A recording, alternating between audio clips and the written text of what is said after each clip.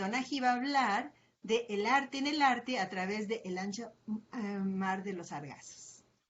Bueno, gracias Laura y bueno, saludo al doctor Pedro San Miguel, a quien le mando un beso. Por supuesto a Ana Cervera, que me encanta verla y le mando besos a su pequeño, hermosísimo, que no sé por qué no está participando en este seminario, ¿no? Entonces, bueno, saludos Margarita Vargas, por supuesto, a los demás ya los había saludado y mantuve la cámara apagada un poco para terminar lo que voy a presentar ahora. Me encantó tu trabajo, Johanna, como siempre el título del tuyo, Maggie, es maravilloso y te tengo ahorita una referencia, por eso me paré a buscarla.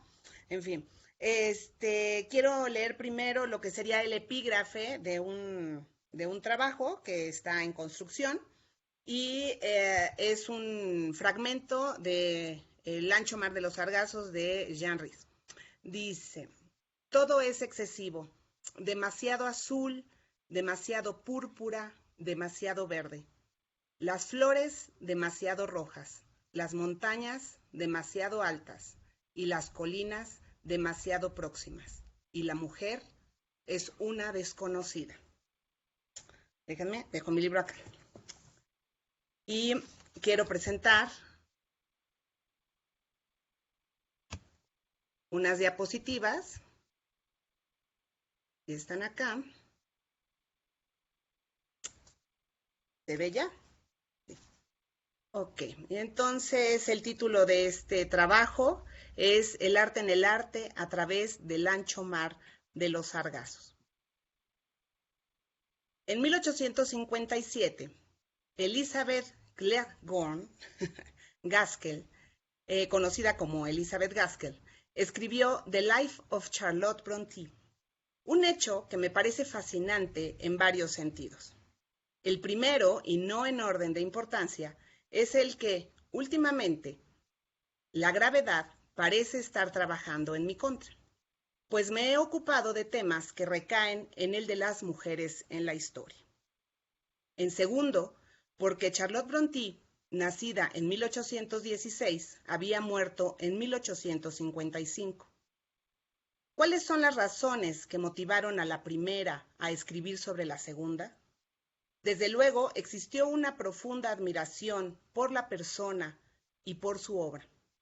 Ambas, escritoras, también fueron amigas, pero fue a petición del padre de Brontë que se escribió la obra. Entonces, bueno, las amigas terminan pareciéndose de pronto, aquí vemos en estas imágenes.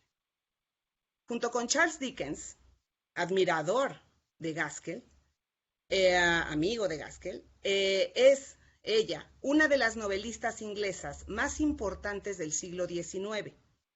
Durante mucho tiempo fue reconocida por la biografía de Brontë, pero de acuerdo con los expertos, ha sido en tiempos recientes que su producción literaria ha sido revalorizada en la medida que incide en temáticas como, y cito, la pobreza, la explotación sexual, la ilegitimidad y la falta de moralidad en la práctica del ostracismo social. Cierro la cita.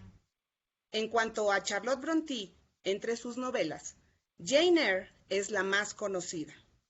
Junto con sus hermanas, Brontë configura un formato sui generis de familia, pues todas fueron escritoras. Seguramente recuerdan Cumbres borrascosas de Emily Brontë, de 1847. Menos conocida es Agnes Grey, de Anne Brontë, aunque dicha novela es reconocida como una de las narrativas en prosa más perfectas de las obras literarias inglesas. En conjunto, las hermanas escribieron y publicaron, que no es lo mismo, un libro de poemas. Las tres murieron jóvenes de tuberculosis y la historia de sus vidas converge con los argumentos de sus obras.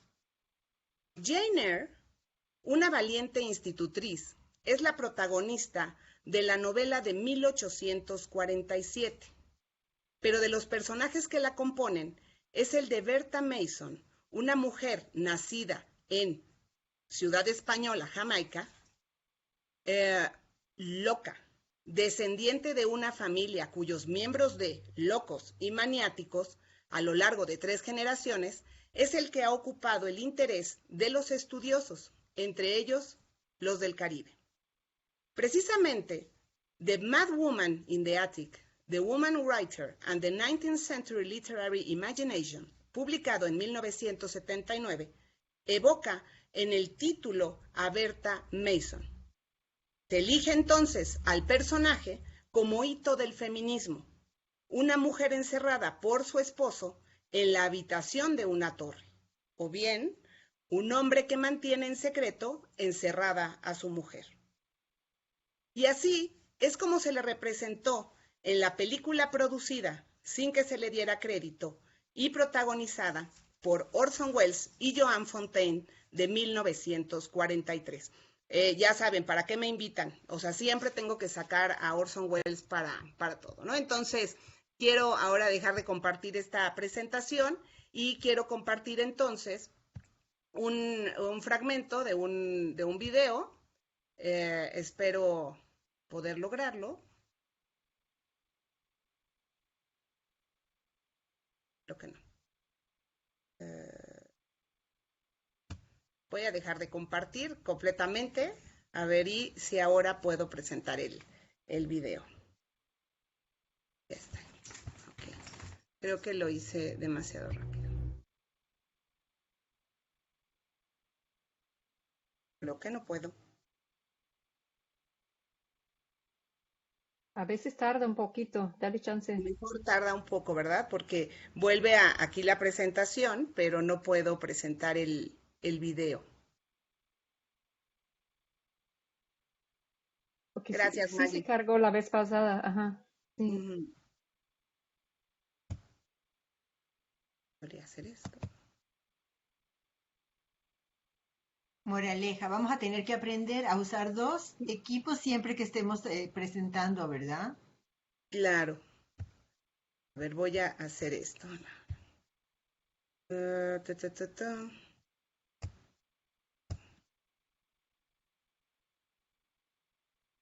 Yo creo que ahora sí lo lograré.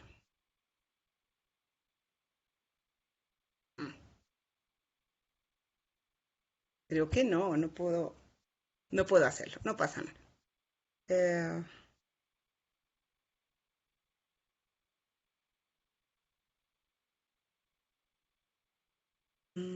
Creo que no estoy compartiendo absolutamente nada, ¿verdad? ¿Cierto? Pues ahí aparece ahora artsdot.com. ¿Ya? ¿Ahí está? Ahora sí lo logré, ahí lo logré. Bueno, a ver, voy a ver si lo hago amplio y entonces ustedes lo pueden ver.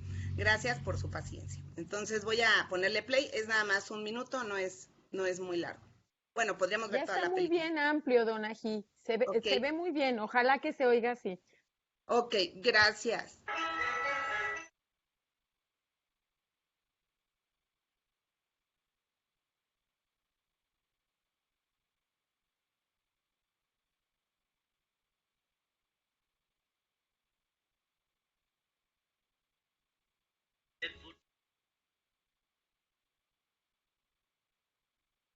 Either of you know any impediment why you may not lawfully be joined in matrimony?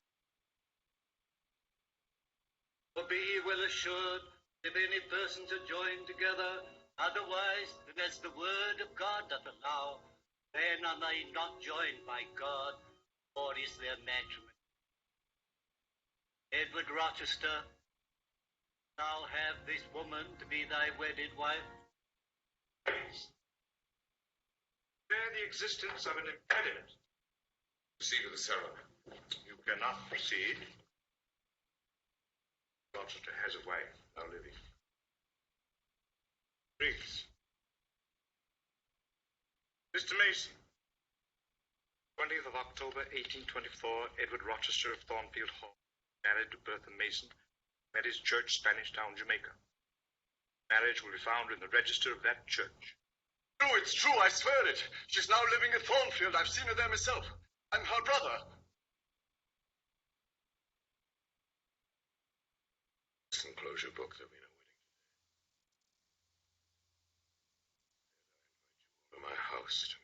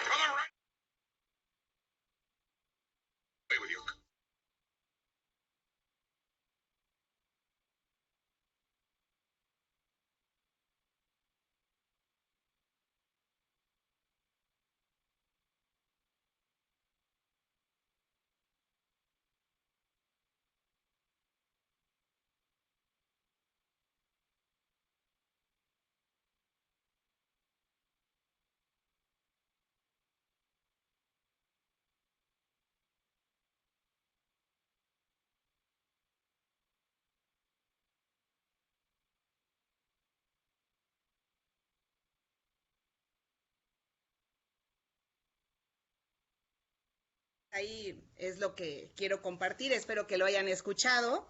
Y bueno, ahora bien, de ahí, bueno, fue que me enamoré de Orson Welles. Yo tenía 11 años cuando vi esta película y bueno, de ahí mi obsesión, ¿no? En el capítulo 26 de la novela de Bronte, describe la escena y a Bertha Mason de la siguiente forma. La adaptación de la película es maravillosa. Dice, corrió las tapicerías que cubrían la pared, descubriendo otra puerta que abrió seguidamente. Nos hallamos en una habitación sin ventanas en la que ardía una lumbre protegida por un alto y fuerte guardafuegos. En el fondo del cuarto se veía una figura que se movía de un lado para otro. No era fácil a primera vista percibir si se trataba de un ser humano o no, ya que en aquel momento se arrastraba en 4 pies y gruñía como un animal feroz, pero iba vestida y una oscura cabellera cubría su cabeza y su rostro. Unas líneas más adelante de la escena, Charlotte Brontë escribe, y cito, la loca cayó sobre él y asió rabiosamente su garganta mientras trataba de morderle el rostro. Ambos forcejearon. Ella era alta y corpulenta, tanto como su marido, y estaba dotada de una fuerza tremenda. En tanto que, unas líneas atrás, Edward Rochester en la iglesia expresa, en la novela, tuve una encantadora compañera. No pueden imaginarse lo admirable que era y lo feliz que fui yo con una mujer pura, prudente y modesta. Oh, qué escenas hubo entre nosotros, una cosa celestial. Todo esto, pues, obviamente siendo irónico, ¿no? Pero yo dije, bueno, qué barbaridad, ¿no? Entonces, esta compañera maravillosa después era del tamaño de Orson Welles, ¿no? Con esta fuerza tremenda. Bueno, en fin. Para Roger Chartier, la historia de los textos no es sino la historia de las diferentes modalidades de su apropiación. Así, para Sandra Gilbert y Susan Goobar, las autoras de The Mad Woman in the Attic, Charlotte Brontë y otras escritoras de la era victoriana, fueron el vehículo para analizar la literatura desde el feminismo y las modalidades de apropiación de la segunda ola del feminismo en Estados Unidos. En 1966, para Jan Rhys, durante muchos años obsesionada por la figura de la primera señora Rochester, la esposa loca de la novela Jane Eyre, publica El ancho mar de los sargazos, cuya protagonista es Bertha Mason, pero bajo el seudónimo de Antoinette, chequen el francés, Johanna, tú me dices, Antoinette Cosway. No, Antoinette Cosway. Para quienes no han leído la obra, su estructura se divide en 3 partes. Vuelvo a compartir rápidamente. Espero que no se ponga la película.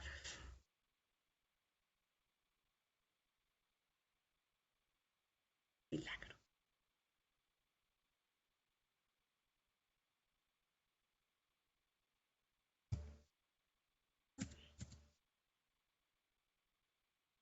Para quienes no han leído la obra de Jan Rhys o la de Charlotte Brontë, ¿no? Pero la de Jan Rhys me refiero, su estructura se divide en 3 partes.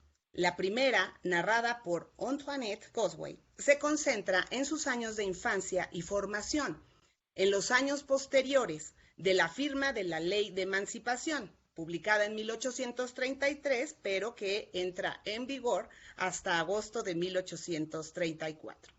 La segunda, narrada desde el punto de vista de Edward Rochester. Esto hace muy interesante la novela. Quien ofrece, esta parte ofrece breves escenas del compromiso del matrimonio de ambos y su luna de miel. La tercera parte, narrada de nuevo por Antoinette y Grace Poole, quien cuida a Bertha Mason, presenta su encierro en el castillo de Thornfield Hall. Entonces, la variación del nombre de la protagonista se debe o se explica a que cuando Edward Rochester la obliga a viajar a Inglaterra y la encierra en el ático de su castillo, le cambia el nombre por el de Bertha. La producción de Jan Rhys se conforma de 5 novelas, en las que, aparentemente, solo cambia el nombre de la protagonista. a saber, Quartet, una novela de 1928, After Leaving Mr. Mackenzie, de 1930, Voyage in the Dark, de 1934, Good Morning Midnight, de 1939, y Tras un largo silencio, White Sargasso Sea, de 1966. Recreación de, y cito, Jane Eyre desde el punto de vista de Berta Rochester. Aunque las obras recibieron buenas críticas, no fue sino hasta la publicación del Ancho Mar que Rhys obtuvo reconocimiento. Algunas de las explicaciones respecto a la falta de recepción de sus 4 primeras novelas, y cito, estriba fundamentalmente en su temática. Todas ellas tienen como protagonistas a mujeres frágiles que carecen de medios económicos, que se sienten amenazadas en las metrópolis europeas de París y Londres y que, expuestas al control masculino, sufren un amargo y triste destino. Era explicable la falta de inclinación del público lector a aceptar las situaciones descritas por Jean Rhys en un periodo como el de entreguerras. Cierro cita. Entre otras cuestiones, el mundo no estaba para nada y el realismo es difícil de digerir. En fin, existe una discusión en el hecho de que Antoinette Cosway no es de ninguna manera una mera continuación del personaje esbozado por Charlotte Brontë, ni El ancho mar de los sargazos, un pastiche ingenioso de Jane Eyre. Recientemente, leída por mí, considero que como toda obra, el sentido y la belleza reside en la interpretación y en aquello en lo que recae el énfasis. De tal forma y para los efectos de esta ponencia, es en el arte que se encierra en el arte lo que despierta mi interés. Son los referentes literarios, pictóricos, poéticos, donde encuentro las posibilidades de un análisis al que ni siquiera podré asomarme.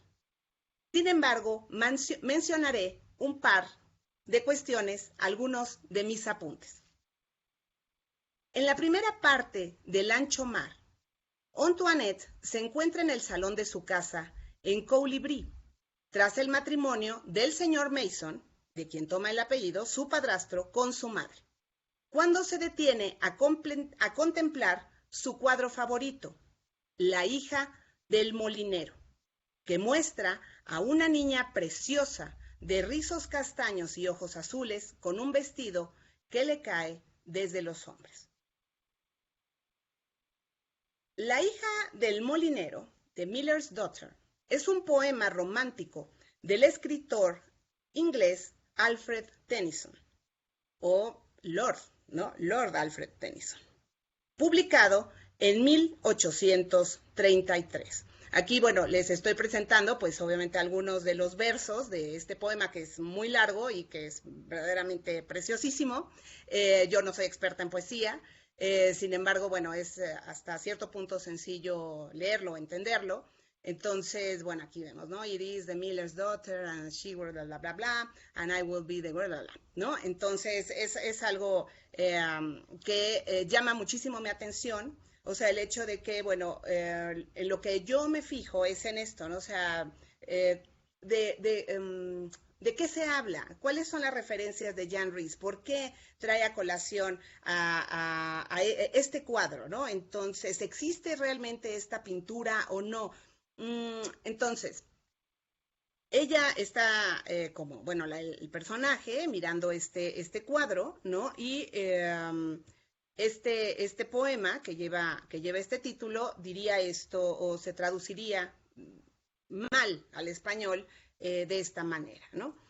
Son tan grandes sus hechizos, es un prodigio tan bello, que envidio las arracadas que tiemblan ruborizadas y se esconden en sus rizos, porque han besado su cuello. De su talle primoroso quisiera ser cinturón y sentir contra mi pecho, bien estrecho, ya agitado, ya en reposo, su adorable corazón.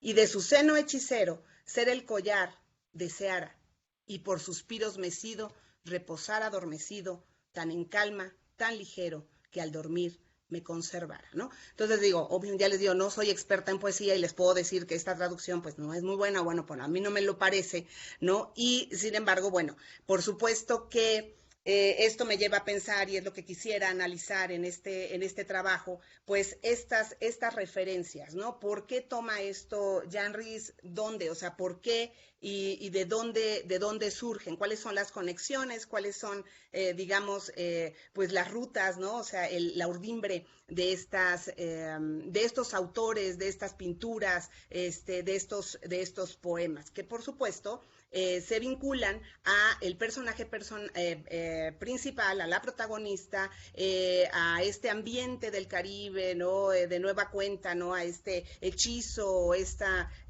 magia que rodea al Caribe, ¿no?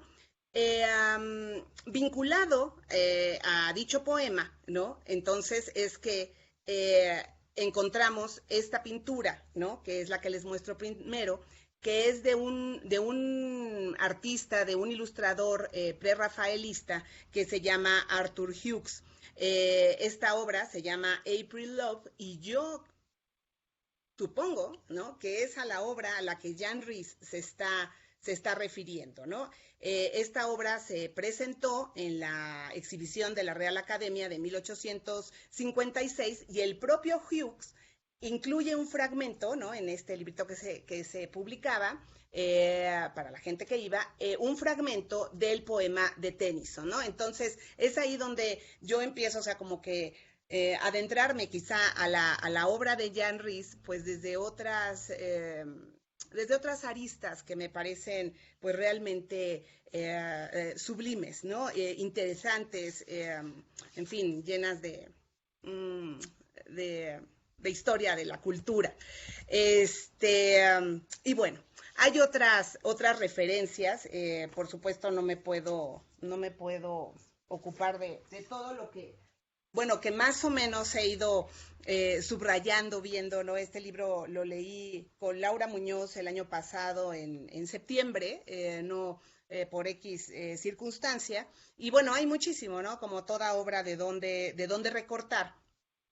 Justamente hay, por ejemplo, ¿no? En otra escena, en la segunda parte, cuando Antoinette está con Rochester en la habitación que comparten, él habla de un escritorio que está en la habitación, le pregunta que cómo es que sigue así, porque viven como en una casa como muy derruida.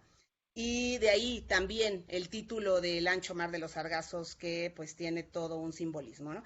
Entonces, sobre este escritorio hay varias obras, ¿no? Hay los poemas de Byron, las novelas de Sir Walter Scott, ¿no? Las confesiones de un comedor de opio, ¿no?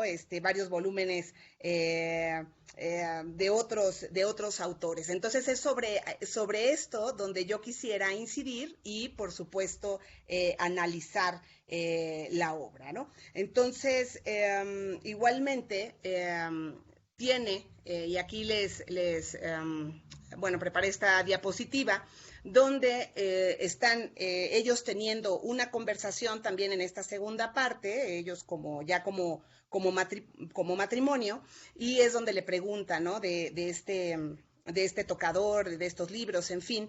Y entonces ella le dice que bueno, que en realidad no recuerda que ese tocador ha estado ahí, o sea, toda la vida desde que ella lo recuerda, pero sobre este tocador hay una charola que tiene unas rosas rojas, ¿no? Entonces le pregunta, ¿no? Él, ¿no? Que si realmente ella cree que el poema es verdad, ¿no? Este poema que se llama Ros Beku, no sé, Johanna, ¿no?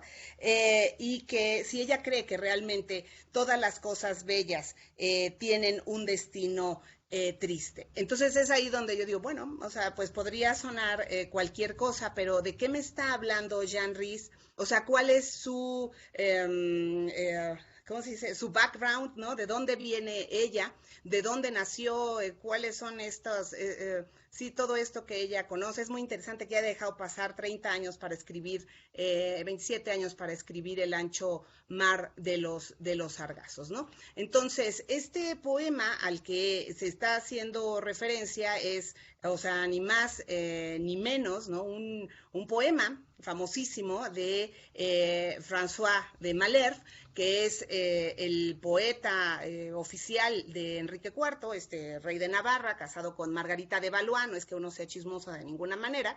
Y entonces digo, bueno, ¿quién es este hombre, no? ¿Qué escribió?